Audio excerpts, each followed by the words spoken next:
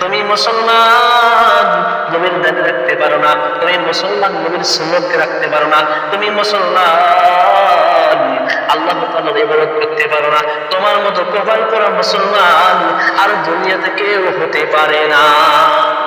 এই জন্যই কোন সময় আছে আল্লাহ পাক রব্বুল আলামিন তোমাকে 50 বছর 60 বছর হায়াতুল জিন্দেগি দান করে দিয়েছে, আর ওই আল্লাহ পাক রব্বুল আলামিনের শুকরিয়া আদায় করতে পারো না।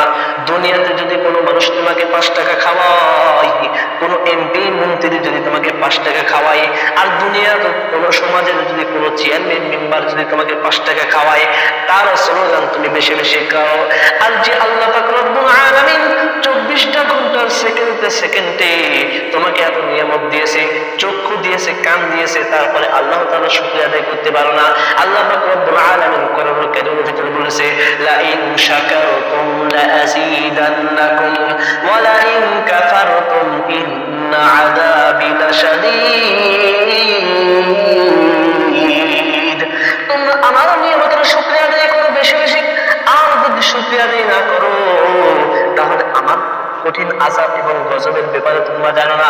এই জন্য মুসলমান এখনো সময় আছে, আল্লাহ তাআলার ইবাদত করে এবং আল্লাহ তাআলার বেশি বেশি শুকরিয়া আদায় করে আল্লাহ পাক রব্বুল আলামিনের যদি শুকরিয়া আদায় করতে পারো, তোমাদের নিয়ামতকে আরো বেশি করে বাড়ায় দিবে। আর যদি শুকরিয়া আদায় না করো, তোমাদের কাছ থেকে নিয়ামতটা ছিনিয়ে নেবে এবং তোমাদের কঠিন আযাব ও গজব দিবে।